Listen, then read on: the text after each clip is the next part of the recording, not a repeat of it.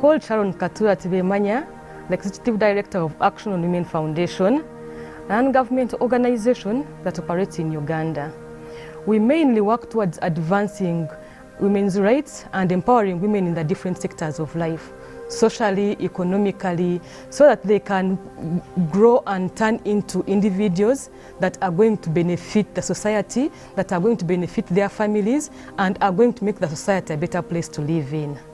So Action on Women Foundation was actually registered in 2015, but actually if I'm to trace back its journey, I would take it back to my childhood. I was born in a rural area in Imbara district, where in a family of 7 children, where I was the last born among these 7 children. And while growing up, we were loved, we were encouraged, and I grew up knowing that I had it all and I could do anything that I wanted. And I felt like I was a strong person who didn't have to depend on anything to achieve what I wanted to in life. And later, as my education progressed, I joined a very conservative Catholic school, and then later went to a conservative Muslim school, where girl child education was really uplifted. We were counseled, we were encouraged, and basically I looked at life positively. I looked at life like any normal strong girl would look at it, and I didn't think about the negative stuff and the negative attitudes that would pull back a woman from what they actually wanted to do. So after that, I later progressed, went to Makerere University, where I did my bachelor's in education. And while at Makerere University, I started seeing a difference in the outlook I had about life and women in general. I started seeing the different attitudes. I began looking at how women are brought down, how other effects of society were actually bringing us down. So as I progressed and finished my education, then I went into the work world, where I began teaching as a teacher in an UWESO private institute in Nakasongola in Nigeria. So while in this institute, we were looking and supporting orphans, children who had been abandoned on the streets, and I got into counseling them. I got to know them closely, to know their backgrounds, which now contributed to the zeal I had towards uplifting the girl child's life. It became something that I was obsessed with. I tried to put myself in their shoes. I started comparing about my upbringing and what they had actually gone through, which showed me how uneven the ground was for the women and for the children as we are growing up. So I began seeing how the boys and the girls were facing different realities on the street, in the foster homes they had been to. So basically, it opened me up, and I was like, what next now? What can I really contribute to the plight of the girls as they turn into women in our environment and in our country? So this brought me, and I decided to go now for a master's degree back to Makerere, where I did human rights, master's in human rights, and where I majored in gender. Then I majored in women, gender, refugees, and then children. So I also did my research on children's right to health among the refugees in the Jumani district. Now this also, while carrying out this research, I also realized that the woman was playing a very big role in the society. The woman was playing a very positive role in society. The woman was the one to care for the children.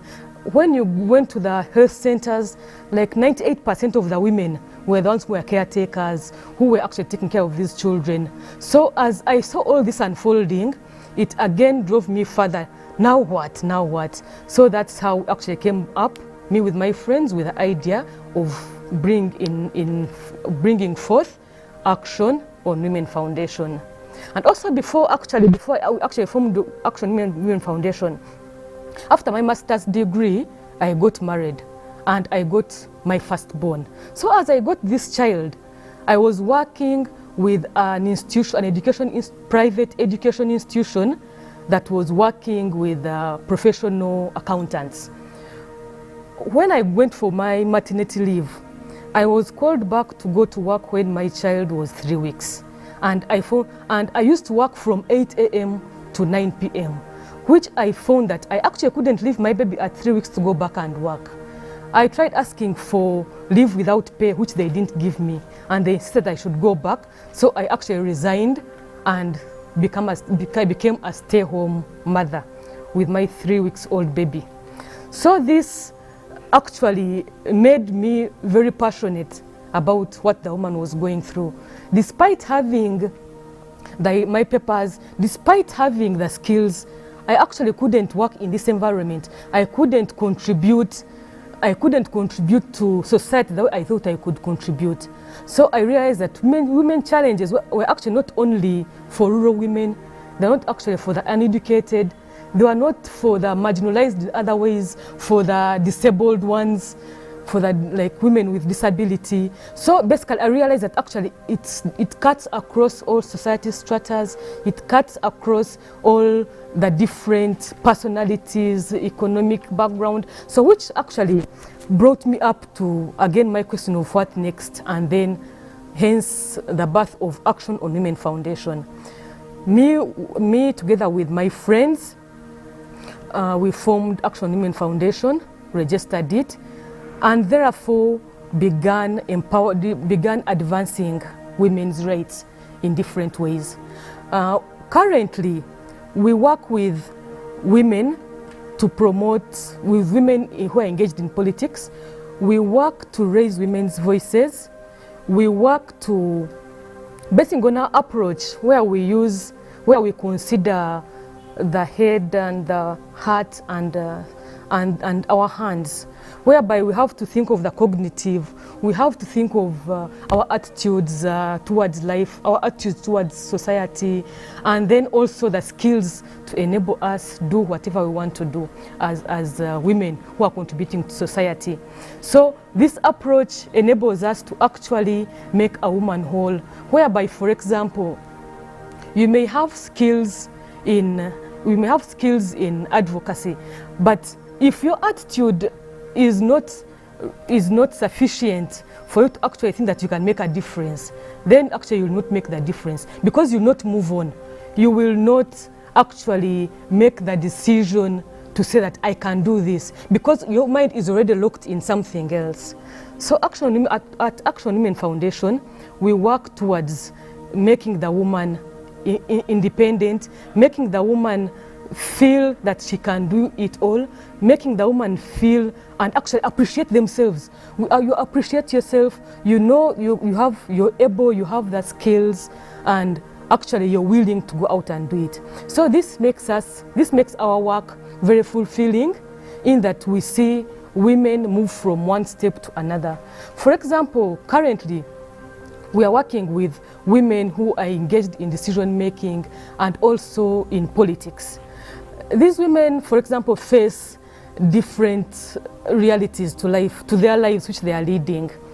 At the national level, at the local level, starting with a grassroots woman who is, for example, supporting a candidate or herself standing up as a councillor, or even being like a member of parliament, which brings them to the national level. So we find that women need that extra push, need the confidence, and they face a lot in society. There's GBV, there's gender-based violence, which has really affected the women, and some of them fear to come out because their families, or because their spouses, or because the general public boosts them down. And so this gender-based violence has played a great role, and we also try to look in that field where the gender-based violence is. Then as we progress, as we work towards our goals of empowering this woman, many challenges have come. We've come across many challenges. In the first place, we faced a challenge whereby the donors set the script for us to follow. If you want funding for particular thing, if you want to go in this direction, there are always streamlined guidelines where you should go, what you should do, in which time period you should do it. Yet forgetting that these issues of changing attitudes, equipping skills, and imparting knowledge is not a one-day thing. It's not a one-year thing. So it becomes a project, and the project doesn't usually bring out what we want to come out. We find that we are limited in the scope of projects, of timelines. You have to finish this in 6 months. You have to finish this in 1 year. Then which makes us fail to actually achieve our goal. Then also our civil society in Uganda generally has been characterized with what I would call like historicals in this civil society fraternity. So the new upcoming institutions find it difficult to actually get a platform like on the national level, because already there are these established guys who have been looked up to, despite the different ideas and new ideas that may be coming with our new society, new institutions. It becomes difficult actually for us to deliver our objectives. And on this note, I thank UBC for giving us this opportunity. UBC, as a national broadcaster, has actually come forth to bring other issues to light, to bring other new institutions coming, to bring other new individuals who are coming into the arena. This is giving the new emerging institutions also the space and the platform for them to air out actually their views and their capabilities, so that we drive towards building a stronger Uganda and a stronger woman who is empowered in the different sectors of life. Another challenge, in addition to what I have mentioned, is the competition among the different CSOs. We may be having the same agenda. All of us are geared towards promoting and empowering the woman, but we stay in our cocoons. We don't want to work with A, we don't want to work with B. We want to keep within our cocoon, so that probably we don't share resources, we don't share the limelight. So we end up wasting resources, we end up failing to achieve the broader goal, and instead of working as a whole, we are working in silos, which makes our work more difficult, and which puts us back actually from what we should be achieving. And then there is also this generalization of the woman. That woman is viewed as a woman, but what we actually tend to forget and tend to not bring to the forefront is that this woman, there's a boardroom woman, there is the woman at the grassroots, there's this woman in between, and all these women actually are in different levels of life, and they face different challenges. And an intervention that will help this woman at the grassroots will not help the woman in the boardroom. So while we are doing this work, let's have some gender analysis. Let's see which woman am I dealing with, and what should I do actually to help this woman? What should I do to further this woman with this woman ambitions? What should I do to bring out this woman? So that we now stratify according to the different categories of the woman we are looking at. So this has been generally a problem in our implementation, because when we begin on tackling an issue about the woman, it doesn't cut across to our different women that we actually have. So this has been a challenge. And also coming to, in this era we're in of COVID-19, it has posed many challenges in the woman fraternity to start with. And when we go to start with, there has been an issue of increased gender-based violence. There has been increased sexual violence against women. There has been increased early pregnancies among children. There has been early marriages among children. Because these girl children left school and they went home, they are not studying, they are not included in any productive activity. Most of them have just stay around the home, in their villages, in the trading center.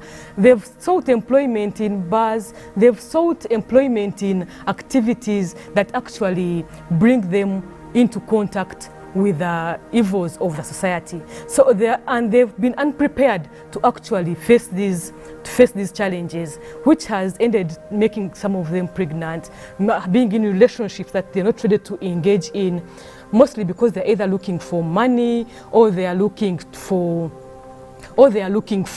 survival, and also peer pressure and the peer groups they're in has made them to fall in situations that they otherwise wouldn't have, that are unpleasant to themselves and to their families.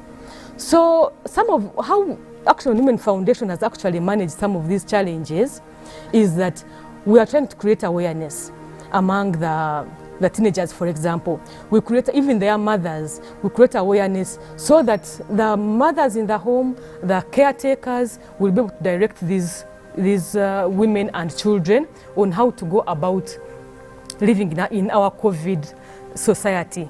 We have also have community volunteers where we train these volunteers to observe, to counsel, to encourage these ladies and children, girl children in the communities where they are in, so that they can stay in the right path instead of getting off their path, not going back to their education, and instead getting pregnant and then dropping out of school. Then also violence has increased, whereby in our homes, the husbands, the brothers, the communities, because of being enclosed in the same environment, same house, you're not moving out. Basically, violence has increased against women and children. So we've also tried virtual engagement, where we do online training, where we do online work meetings, and trying to encourage these women so that they can have a particular direction where they are going to. And also regarding policy, we've had some policy engagements where we engage with different stakeholders to further the plight of women and girls, whereby we would love to see a Uganda, we would love to see a world where the policies are conducive and the woman and the girl child is able to thrive and attain their full potential in life because of the policies that are building us, because of the policies that are encouraging us, and because of the policies that keep us safe in our different environments. So we also have future programs which we are looking towards, where we are, actually on the 13th of December, we are going to host like a women's convention in the Rwenzori region, and then after that we'll keep on getting other conventions which are geared towards helping and towards encouraging the women in politics to become more productive, to be assertive, to bring out the best they can. And in these conventions, we bring the national leaders together with the regional leaders so that the issues at the local levels can be amplified onto the national levels. And in this case, for example, UBC, whom I thank very much, have given us the opportunity to bring this to light, to be able to talk to the communities, to talk to the nation, on what we'll be doing in these conventions, which will include GBV, gender-based violence, how to mitigate it, how to be able to guard ourselves and the women against gender-based violence, then teenage pregnancies, the fate of the teenagers, what we can do to support them, and what we can do to stop or reduce on the teenage pregnancies that are happening.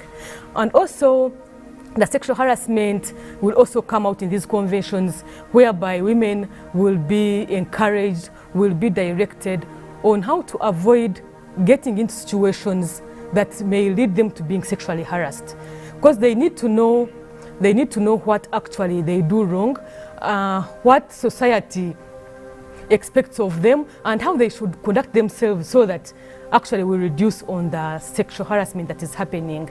And also this mainly goes to the teenagers and the young women who are facing this problem at a very huge level. Then during also these conventions are going to help us to document these different atrocities that are taking place, to document what we can do, to document way forward, and also share them with our target audiences so that they can actually know how to move forward.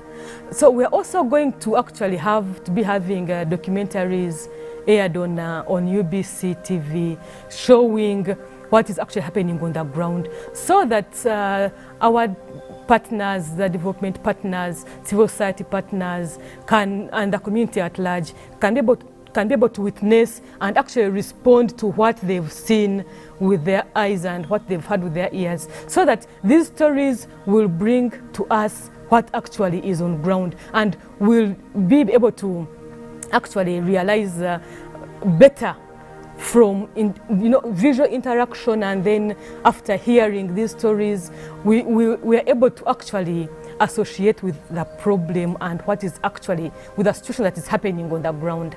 So to our donors, to our development partners, to the government of Uganda, to the women in general, to the men who form our esteemed part of society, who are our husbands, who are our fathers, who are our brothers, who are our sons.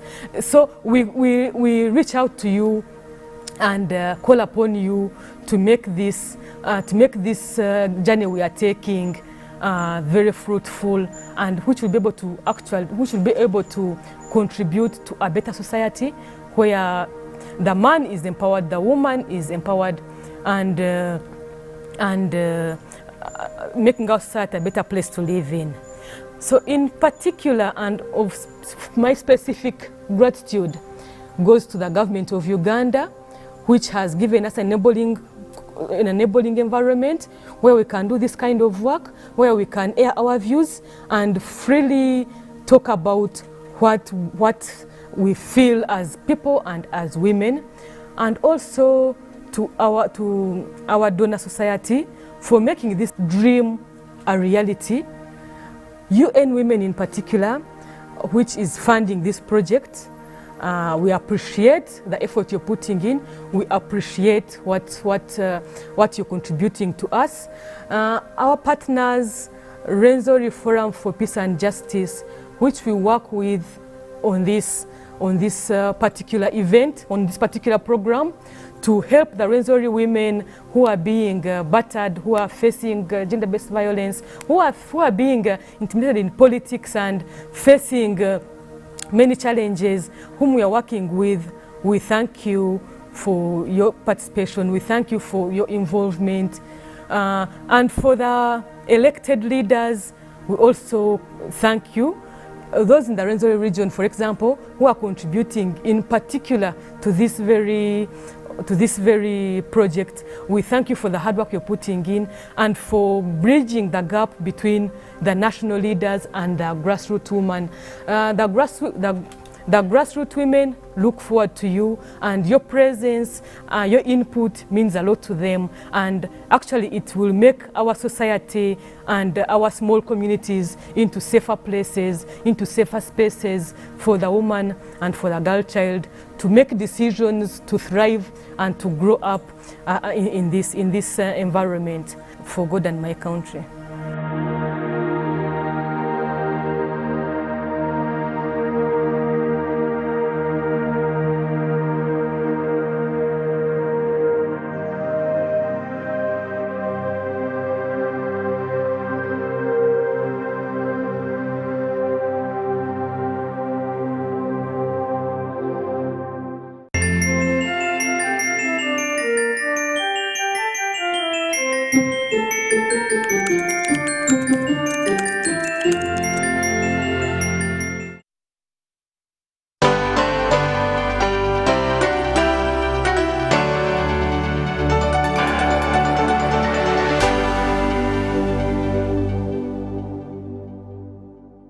Everyone deserves more this festive season, which is why MTN Momo is giving you more Senku points on your MTN Momo withdrawals at agent locations. Get 150 Senku points for every 1,000 shillings spent in withdrawal fees. More Senku points means you get more free minutes, more free MBs, more free SMSs, and more free Momo Pay shopping. To use your Thank You points, dial *141#. Everywhere you go, MTN.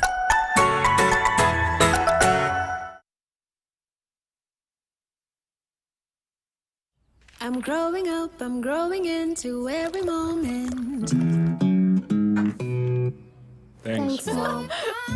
Nurture the moment with Minute Maid Delight, now available in apple flavor in the 400ml ready-to-drink pack. It's money outside.